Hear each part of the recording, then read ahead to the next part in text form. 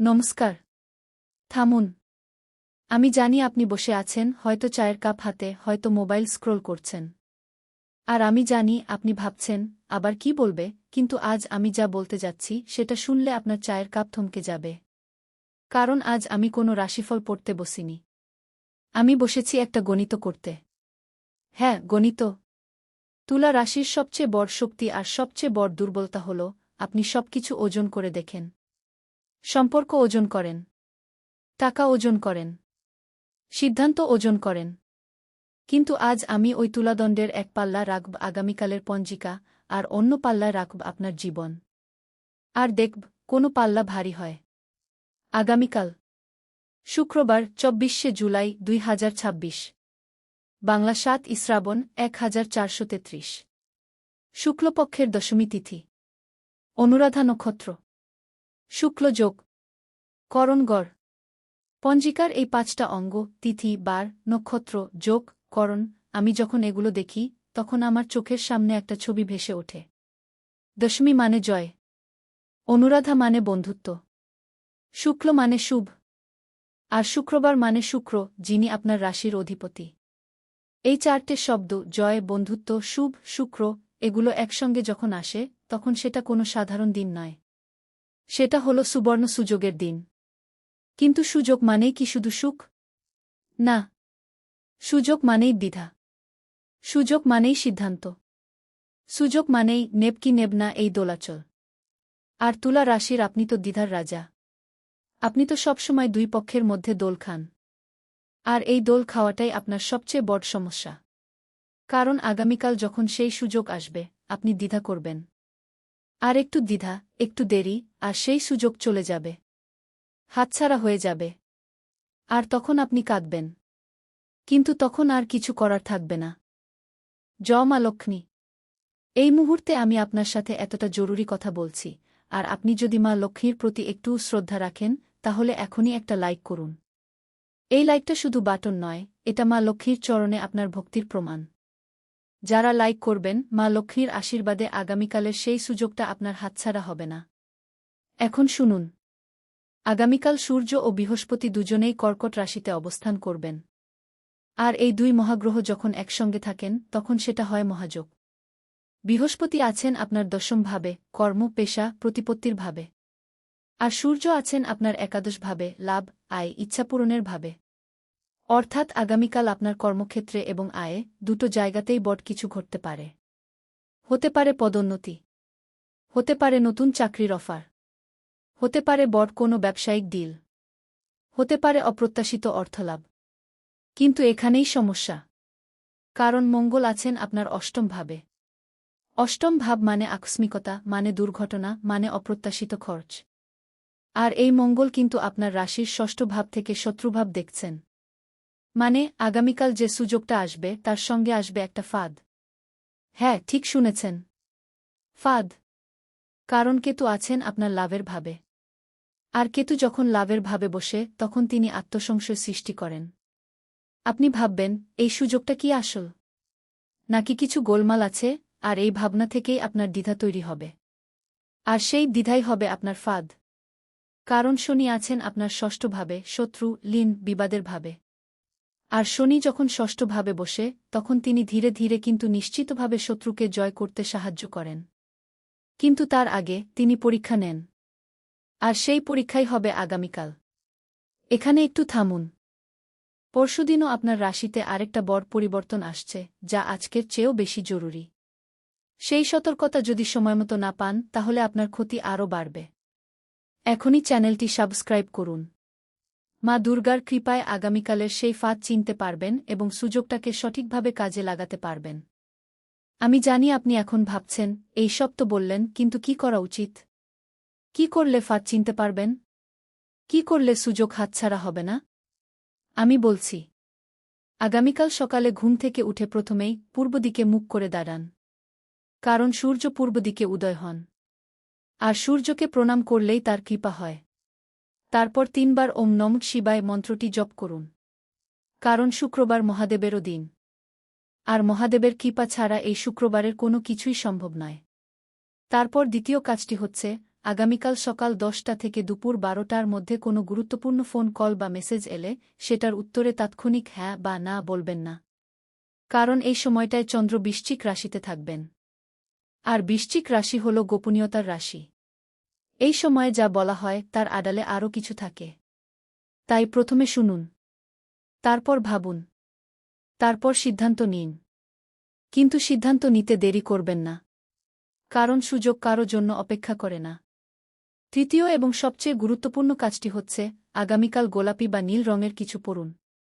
কারণ এই রং তুলা রাশির জন্য শুভ। আর শুভ রং ধারণ করলে শুক্র প্রসন্ন হন। আর শুক্র যখন প্রসন্ন হন তখন সিদ্ধান্ত নেওয়ার ক্ষমতা বাড়ে। আর সিদ্ধান্ত নেওয়ার ক্ষমতা বাড়লে আপনি ফাঁদ এড়াতে পারেন। আর ফাঁদ এড়াতে পারলে সুযোগটা আপনি পেতে পারেন। আমি জানি এই কথা শুনতে খুব সহজ লাগছে। কিন্তু তুলা রাশির আপনার জন্য এটা করা সবচেয়ে কঠিন। কারণ আপনি সবকিছু এত বেশি বিশ্লেষণ করেন যে সুযোগ চলে যায়। কিন্তু এই শুক্রবার যদি আপনি নিজের উপর বিশ্বাস রাখেন, যদি আপনি নিজের অন্তর্দৃষ্টিকে বিশ্বাস করেন, তাহলেই এই সুযোগটা আপনার হবে। আর সেই সুযোগই আপনার জীবন বদলে দেবে। আমি এতক্ষণ যা বললাম তার অনেকটাই ছিল সতর্কতার। কিন্তু এখন বলব আশার কথা। কারণ এই শুক্রবার শুধু ফাঁদের দিন নয়, এটা জয়েরও দিন। দশমী তিথি হল জয়ের তিথি। এই তিথিতে অসুরের উপর দেবতার জয় হয়। এই তিথিতে রাবণের উপর রামের জয় হয়। আর এই তিথিতেই আপনার উপর আপনার শত্রুর জয় হবে? না। এই তিথিতে আপনারই জয় হবে, যদি আপনি সঠিক সিদ্ধান্ত নেন। কি হতে পারে? আমি বলছি। আগামীকাল আপনার পুরনো কোনো শত্রু বা প্রতিযোগী আপনার কাছে হার মানতে পারে। আপনার কোনো পুরনো মামলা বা বিবাদ নিষ্পত্তি হতে পারে। আপনার কোনো আটকে থাকা টাকা ফিরে আসতে পারে। আপনার কর্মক্ষেত্রে পদোন্নতি হতে পারে। আপনার ব্যবসায় বড় ডিল আসতে পারে। আর এই সব কিছু ঘটতে পারে যদি আপনি সেই মুহূর্তে সঠিক সিদ্ধান্ত নেন। আমি জানি এটা বিশ্বাস করা কঠিন। যখন এতগুলো সতর্কতার কথা শুনেছেন তখন জয়ের কথা বিশ্বাস হয় না। কিন্তু সত্যি হল এই জগতে অন্ধকার যতটুকু আছে আলো ততটুকুই আছে। আর এই শুক্রবার তুলা রাশির জন্য অন্ধকার যতটুকু আছে আলো ততটুকুই আছে। আপনাকে শুধু আলোটা দেখতে হবে। অন্ধকারে ডুবে যাবেন না। কারণ আপনার রাশি হল তুলা, যা ভারসাম্যের প্রতীক। আর আপনি যখন ভারসাম্য রাখতে পারবেন তখন কোনো শক্তি আপনাকে হারাতে পারবে না। তাই এই শুক্রবারের জন্য প্রস্তুত থাকুন। নিজেকে তৈরি রাখুন।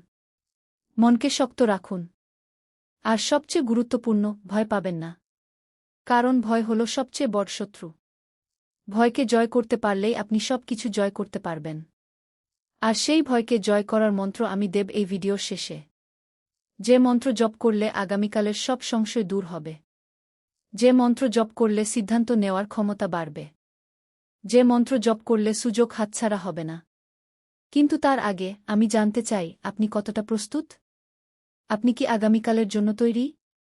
আপনি কি সেই সুযোগটা চিনতে পারবেন? আপনি কি সেই ফাঁদ এড়াতে পারবেন? যদি পারেন তাহলে এই ভিডিওটা শেষ পর্যন্ত দেখুন। কারণ শেষেই আছে আসল কথা। শেষেই আছে সেই মন্ত্র, যা এই শুক্রবার আপনার জীবন বদলে দিতে পারে।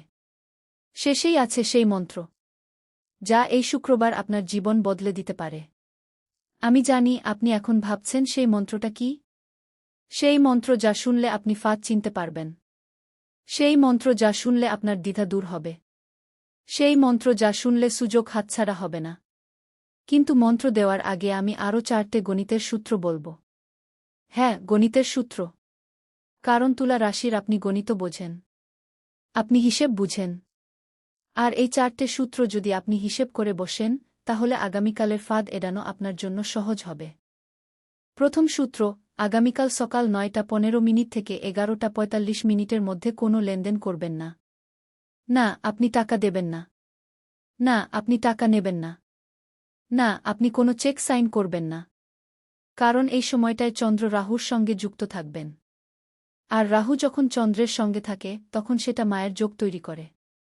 সেই সময়ে যা দেখায় তা সত্যি নয়। যা বলা হয় তার আড়ালে অন্য কিছু থাকে। তাই এই সময়টায় হাত গুটিয়ে রাখুন। চা খান, জল খান, কিন্তু কোনো আর্থিক বা গুরুত্বপূর্ণ সিদ্ধান্ত নেবেন না। দ্বিতীয় সূত্র, আগামীকাল দুপুর 12টার পর যদি কোনো ফোন কল আসে, যেখানে বলা হয় আপনাকে জরুরি মিটিংয়ে আসতে হবে বা আপনার ডকুমেন্টে ভুল আছে, তাহলে সেই ফোন কলের 10 মিনিট পর আবার কল করে যাচাই করবেন। কারণ শনি আপনার ষষ্ঠভাবে বসে আছেন। আর শনি যখন ষষ্ঠভাবে বসে, তখন তিনি শত্রুকে শক্তিশালী করেন। আপনার শত্রু আগামীকাল এমন একটা ফোন কল করবে যা আপনাকে অফিস থেকে বা বাড়ি থেকে বের করিয়ে নিয়ে যাবে। আর সেই বেরোনোর সময়টাই আপনার জন্য ক্ষতির কারণ হবে। তাই যাচাই করুন, নিশ্চিত হন, তারপর সিদ্ধান্ত নিন। তৃতীয় সূত্র, আগামীকাল বিকেল 4টার পর কোনো নতুন চুক্তি করবেন না। কারণ এই সময়টায় সূর্য অস্তমিত হওয়ার পথে থাকবেন। আর সূর্য যখন অস্তগামী হন তখন তার শক্তি কমে যায়। আর কম শক্তির সময়ে নেওয়া সিদ্ধান্ত দুর্বল হয়। আর দুর্বল সিদ্ধান্ত থেকেই তৈরি হয় বড় ক্ষতি। তাই আগামীকাল বিকেল 4টার আগেই আপনার সব গুরুত্বপূর্ণ কাজ শেষ করে ফেলুন।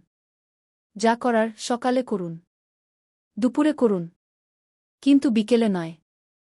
চতুর্থ সূত্র, আগামীকাল রাতে ঘুমানোর আগে নিজের বাম হাতের তালুতে একটু সরষের তেল মালিশ করুন। হ্যাঁ, সরষের তেল। কারণ বাম হাত হল গ্রহণ করার হাত। আর সরষের তেল নেগেটিভ এনার্জি শোষণ করে। আগামীকাল দিনে যা কিছু নেগেটিভ শক্তি আপনার সংস্পর্শে আসবে, সবকিছু সেই তেল শোষণ করে নেবে। আর আপনি শান্তিতে ঘুমাবেন। আর শান্ত ঘুম থেকেই সকালে উঠবেন নতুন শক্তি নিয়ে। আমি জানি এই সূত্রগুলো শুনতে খুব সাধারণ লাগছে। কিন্তু তুলা রাশির জন্য এই সূত্রগুলো অত্যন্ত গুরুত্বপূর্ণ। কারণ যখন এই সূত্রগুলো মেনে চলবেন, তখন নিজের উপর নিয়ন্ত্রণ রাখতে পারবেন। আর নিজের উপর নিয়ন্ত্রণ থাকলেই ফাঁদ চিনতে পারবেন। আর ফাঁদ চিনতে পারলেই সুযোগ পাবেন। জয় গণেশ। এত কিছু শুনলেন, এখন যদি চুপ থাকেন তাহলে এই শক্তি আপনার কাছে পৌঁছাবে না। গণেশের শক্তি তখনই সক্রিয় হয় যখন ভক্তরা একসাথে জয়ধ্বনি করেন।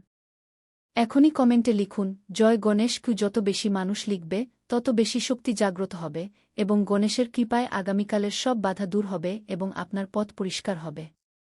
এখন আমি আপনাকে সেই মন্ত্রটা বলছি। কিন্তু মন্ত্রটা শুধু পড়লেই হবে না। মন্ত্রটা সক্রিয় করতে হবে।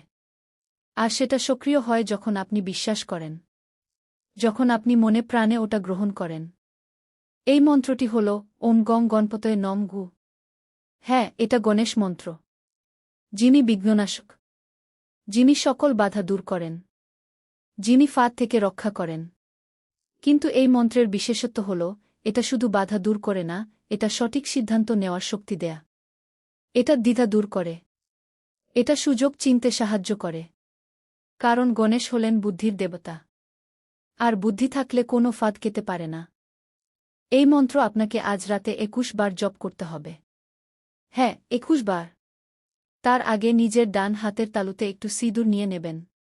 তারপর সেই সিঁদুরের উপর মন্ত্রটি 21 বার জপ করবেন। তারপর সেই সিঁদুর নিজের কপালে লাগিয়ে দেবেন। আর এই কাজটা করতে হবে আজ রাত 12টার আগে। কারণ আজ রাত 1:03 চন্দ্র অস্ত যাচ্ছে।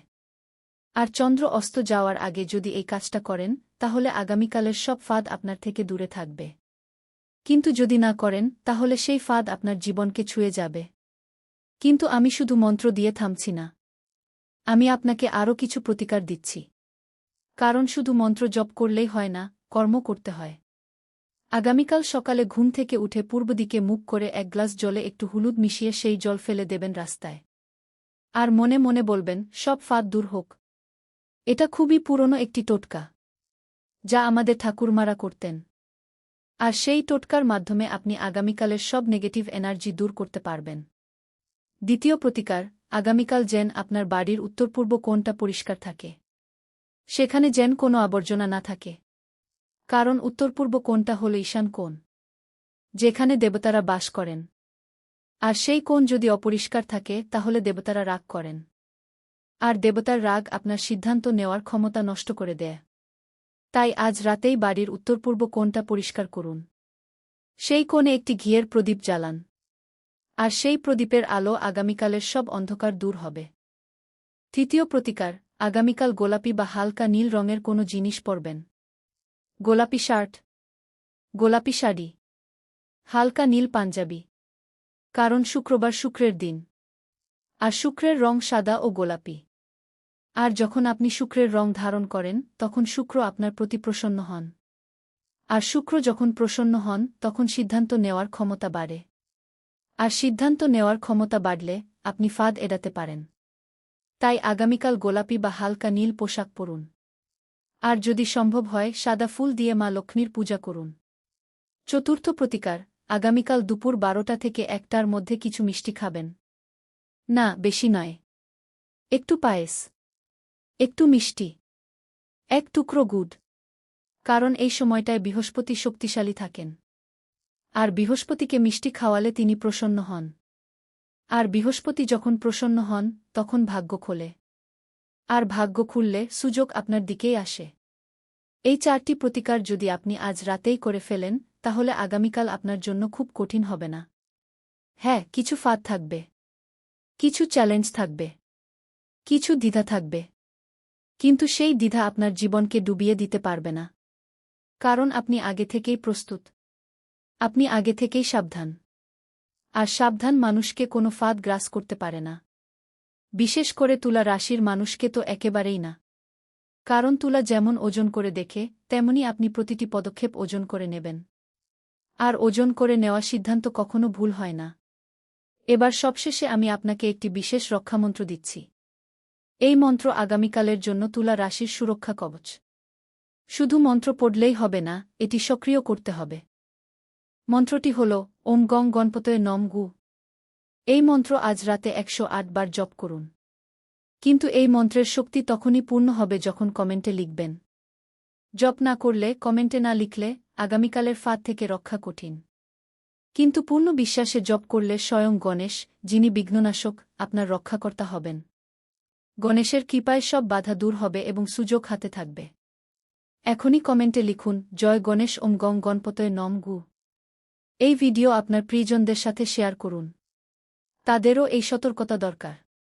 কারণ যাদের সঙ্গে আপনার সম্পর্ক আছে তারাও কিন্তু এই ফাঁদের প্রভাব থেকে মুক্ত নয়। যদি তারা ফাঁদে পড়ে তাহলে আপনার মনও খারাপ হবে। তাই তাদেরও জানান। তাদেরও এই মন্ত্রটি শেয়ার করুন। আর তাদেরও বলুন আগামীকাল গোলাপি পোশাক পরতে। আর তাদেরও বলুন সকাল 9:15 থেকে 11:45 মধ্যে কোনো লেনদেন না করতে। এখন শেষ কথা। আমি জানি আমি অনেক কথা বলেছি, অনেক সূত্র দিয়েছি, অনেক মন্ত্র দিয়েছি। কিন্তু সবশেষে আমি আপনাকে শুধু একটা কথা বলতে চাই, এই শুক্রবার আপনার জীবন থেমে থাকবে না। এই ফাঁদের দিনটা কেটে যাবে।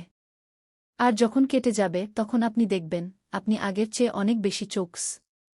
আপনার সিদ্ধান্ত নেওয়ার ক্ষমতা আগের চেয়ে অনেক বেশি। আপনার সুযোগ হাতছাড়া হবে না। কারণ আপনি শিখে ফেলবেন কিভাবে ফাঁদ চিনতে হয়। আর সেই শেখাটাই আপনার নতুন শক্তি হবে, যা আপনাকে নতুন করে বাঁচতে শেখাবে। আমি আপনাকে যা বলেছি এটা শুধু রাশিফল নয়, এটা একটা গণিতের সমাধান। তুলা রাশির জন্য এই সমাধানটা অত্যন্ত গুরুত্বপূর্ণ। কারণ যখন এই সমাধানটা নিজের জীবনে প্রয়োগ করবেন তখন দেখবেন আপনার দ্বিধা কেটে গেছে। আপনার সিদ্ধান্ত নেওয়ার ক্ষমতা বেড়েছে। আপনার সুযোগগুলো হাতছাড়া হচ্ছে না। আর তখন বুঝতে পারবেন জ্যোতিষ শুধু ভবিষ্যৎবাণী নয়, এটা হলো জীবন পরিচালনার একটা বিজ্ঞান। তাই ভয় পাবেন না, দিশেহারা হবেন না, আতঙ্কিত হবেন না। আপনি তুলা রাশির মানুষ, আপনি ভারসাম্যের প্রতীক। আর ভারসাম্যই পারে সব ফাঁদ চিনতে। তাই নিজের উপর বিশ্বাস রাখুন।